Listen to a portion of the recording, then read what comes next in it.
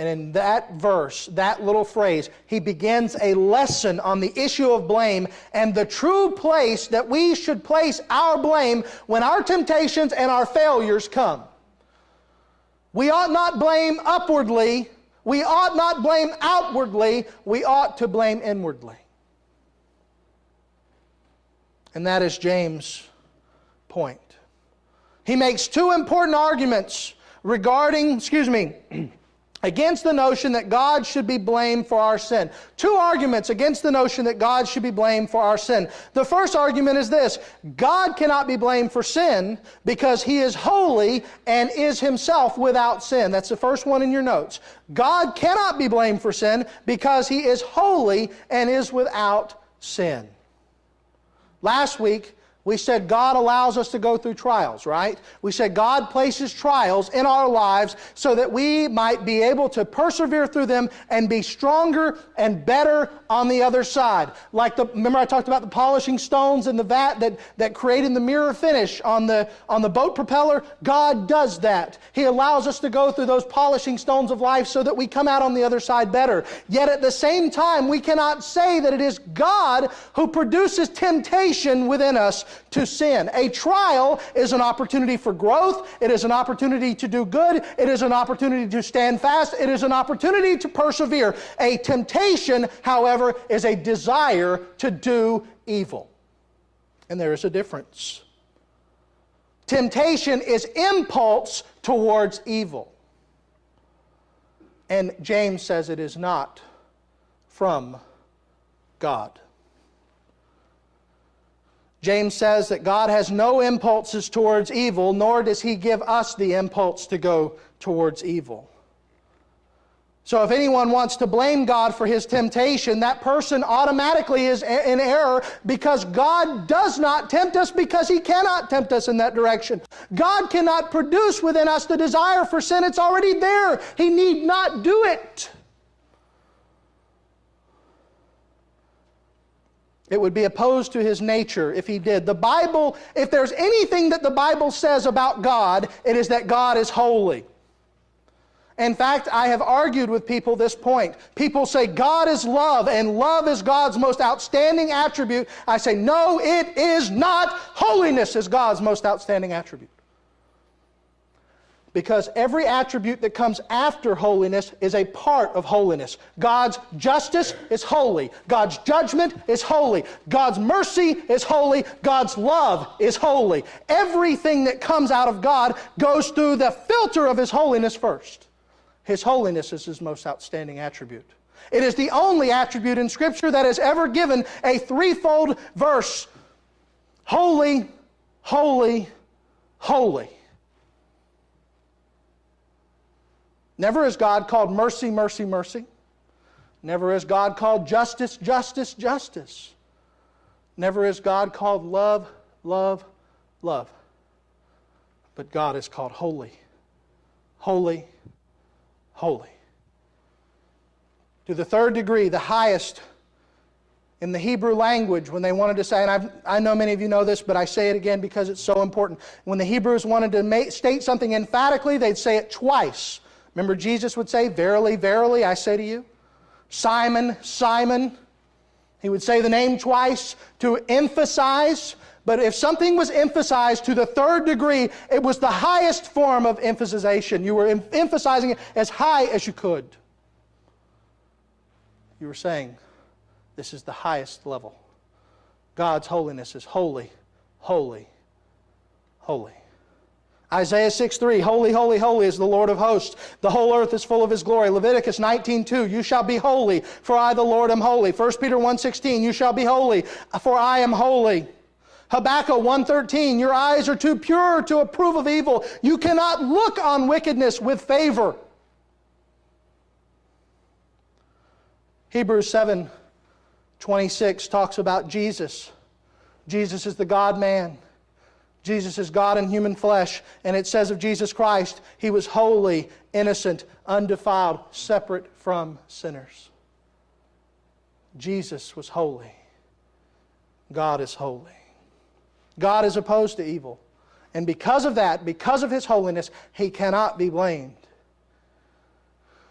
for our temptations or our failures. Number two, because God cannot be blamed for our sin, one, because He is holy, and two, and this is James's point, our sinful desires come from within ourselves. Notice it says, verse 14, but each one is tempted when he is lured and enticed by someone else. Doesn't say that, does it? It says each one is tempted when he is lured and enticed by the devil. Doesn't say that either. It says, but each one is tempted when he is lured and enticed by his own desire. Inside me. This is why the Bible says the heart is desperately wicked. Our sinful nature, our desire to sin comes from within, not from without. Temptation is a result of an inner desire that begins in the heart.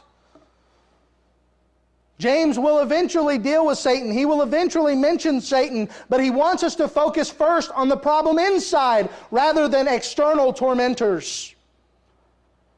The devil made me do it is not a good defense. Consider the words used by James about the heart of the person. He said it's lured, it's enticed. Read it again, verse 14. Each person is tempted when he is lured and enticed by his own desire. The language that he's using there, James is using the language of fishermen. What do fishermen use when they go out to fish? They use lures and they use bait. Right? And we know how bait works. Bait is something that encourages the appetite of the fish. Well, we are lured and enticed into sin because of the desires in our heart. There's something inside us that wants to rebel. And not everyone's desires are the same. Someone may be lured and enticed away by sexual sin. Another person may be lured and enticed away by anger and meanness. Other people may be lured or enticed away by gossip. Some people may be lured or enticed away by envy or pride or jealousy. Just like not every bait works with every type of fish, not every particular type of discretion deals with every person's heart. We all have something that we're lured away by and enticed away by. The commonality between us all is that we all have to deal with it. Paul said that. There is not a person who is not tempted by something. There's not a person who doesn't have something that entices them.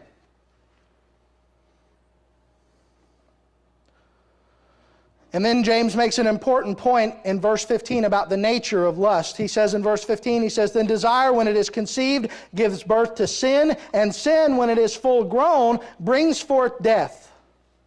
Do not be deceived, my brothers. You see what he does there is he's giving an illustration of conception, birth, growth, and death.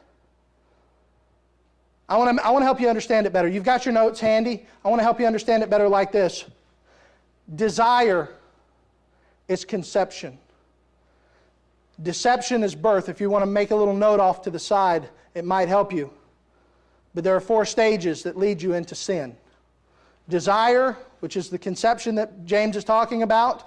Deception, which is the birth James is talking about. Design, which is the growth James is talking about. And disobedience, that's death. Now let me go through those with you very quickly. Desire is how every sin begins. Desire is how no sin ever comes without first having a desire. Even if the desire is instant, it's still a desire within the heart. And desire itself is not bad. I desire my wife. I desire the glory of God to be displayed by my lifestyle and by this church. I desire my children's health. I desire my children's safety when I send them off to school. I desire many things that are not sinful. But when desire becomes dangerous is when I begin to desire those things that are outside of the desires of God.